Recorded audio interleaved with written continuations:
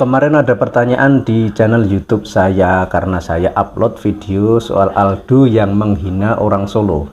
Di situ banyak yang merespon ketidaksukaan dan bisa dikatakan kemarahan pada Aldo sebab tindakannya itu dianggap melecehkan harga diri warga pribumi Indonesia. Namun nampaknya ada juga yang mendukung tindakan Aldo itu. Dan nampaknya berasal dari kelompok yang sama. Dalam video itu dia berkomentar cukup menarik. Begini komentarnya. Apakah keturunan Yaman merampok uang rakyat atau koruptor? Dan selanjutnya, narkoba bertonton yang masuk ke Indonesia merusak generasi. Dari mana dan etnis mana? Dan etnis dari mana yang banyak merampok atau koruptor uang rakyat? Kalau nggak ada imigran Yaman, kalian nyembah pohon batu. Akal sehat bro. Yang pertama kali pakai istilah kadrun adalah PKI. Kenapa PKI benci Arab? Karena Arab yang paling menentang PKI. Begitu pernyataan orang tersebut dalam komentarnya. Dan nampaknya dia salah satu dari kelompok kadrun. Dari pertanyaan di atas sudah jelas, sudah bisa kita cermati kemana arahnya.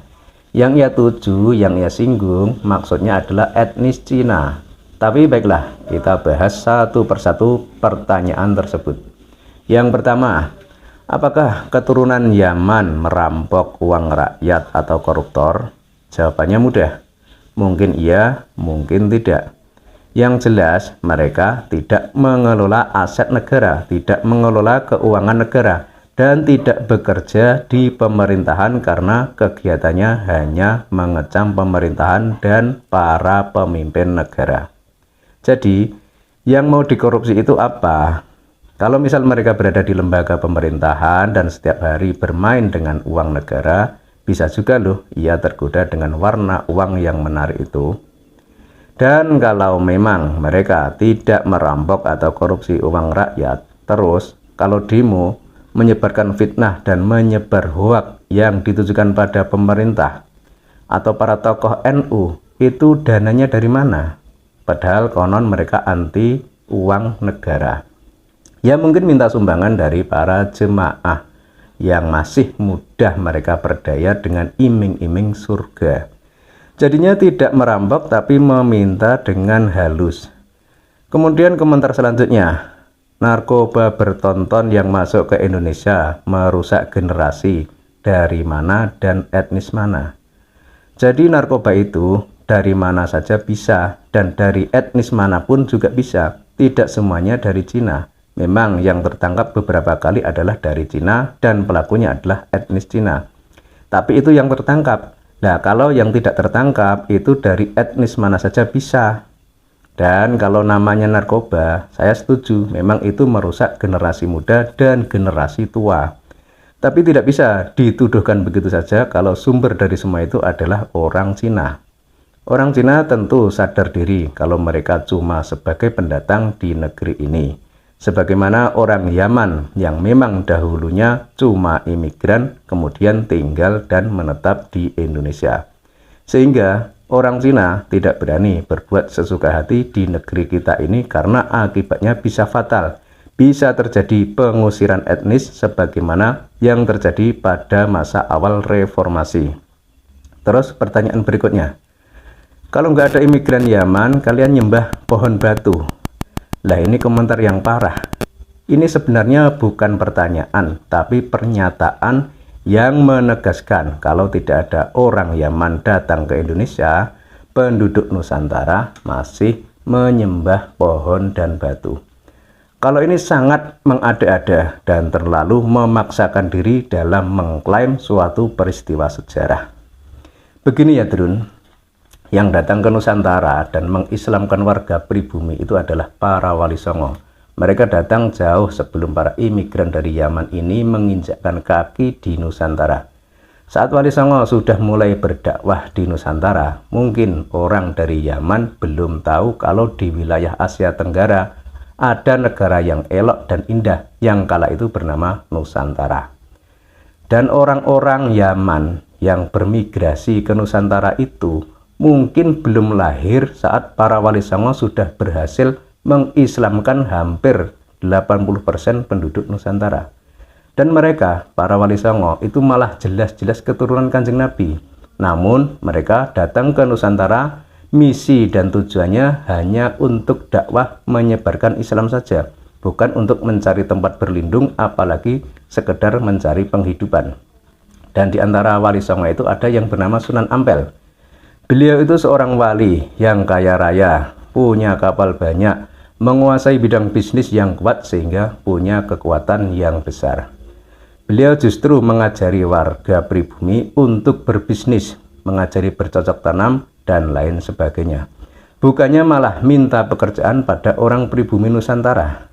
Dan nama Wali Songo itu tetap melekat di hati penduduk pribumi Nusantara dari Sabang sampai Merauke, meski kelompok Salafi Wahabi mau menghapus jejak Wali Songo di Indonesia. Sebab jasa mereka, para Wali Songo, terlalu besar di negeri ini. Mereka, para Wali Songo itu terlalu baik bagi orang Nusantara. Jadi, yang mengislamkan penduduk Nusantara bukan keturunan imigran dari Yaman, melainkan para Wali Songo keturunan Kanjeng Nabi, yang tidak memakai gelar Habib. Jadi salah Drun kalau kamu bilang kalau tidak ada imigran dari Yaman, orang Nusantara masih menyembah pohon dan batu. Itu salah besar. Mungkin malah sebaliknya, orang imigran Yaman masih nyembah pohon batu, kemudian datang ke Nusantara dan berguru pada ulama dan kiai Nusantara, akhirnya tidak menyembah pohon dan batu lagi setelah tinggal di Nusantara. Yang mengislamkan orang Nusantara itu Wali Songo, kok diklaim para imigran dari Yaman. Logikamu di mana, Drun? Kemudian pertanyaan terakhir dari oknum kelompok kadrun itu. Katanya, yang pertama kali pakai istilah kadrun adalah PKI. Kenapa PKI benci Arab? Karena Arab yang paling menentang PKI. Begitu komentarnya. Kalau hal ini silahkan Anda jawab sendiri di kolom komentar. Kalau saya pribadi sih, yang namanya PKI itu sebuah partai terlarang di Indonesia karena paham yang berbahaya dan konon tidak percaya adanya Tuhan, dan berbahaya bagi keutuhan Negara Kesatuan Republik Indonesia, sebagaimana HTI yang sudah dilarang di Indonesia sebab mau mendirikan negara khilafah. Dan soal PKI itu kan soal politik, dan itu terjadi pada masa pergeseran Orde Lama ke Orde Baru. Dan konon kejadian waktu itu adalah fitnah besar yang pernah ada di Indonesia. Orang saling bunuh sebab beda pandangan politik dan keyakinan. Sebab banyak orang yang tak ikut dengan anggota PKI tapi dicatat sebagai anggota. Banyak kiai maupun ulama dibunuh oleh PKI. Banyak pula orang PKI yang dibunuh tetangga sendiri yang bukan PKI. Orang tak tahu apa-apa tiba-tiba ditangkap karena dianggap PKI. Dan katanya juga, meski konon PKI adalah partai yang tidak percaya Tuhan, tapi ada juga anggotanya yang beragama Islam. Ya, namanya partai politik kan waktu itu bebas, siapa saja boleh ikut. Namun yang menjadi catatan di kejadian itu adalah, katanya setelah kejadian PKI itu malah banyak orang murtad atau keluar dari Islam. Kenapa? Apakah karena teracuni oleh paham yang menyesatkan itu? Bukan, tapi justru karena beberapa dari mereka yang tergabung dalam partai itu adalah orang Islam. Kemudian keluarganya dibunuh dan ia dikucilkan, akhirnya keluar dari Islam karena merasa tidak diakui sebagai orang Islam. Ini kan kasihan. Jadi yang namanya PKI itu adalah partai politik, Drun. Lalu siapa lawannya partai politik?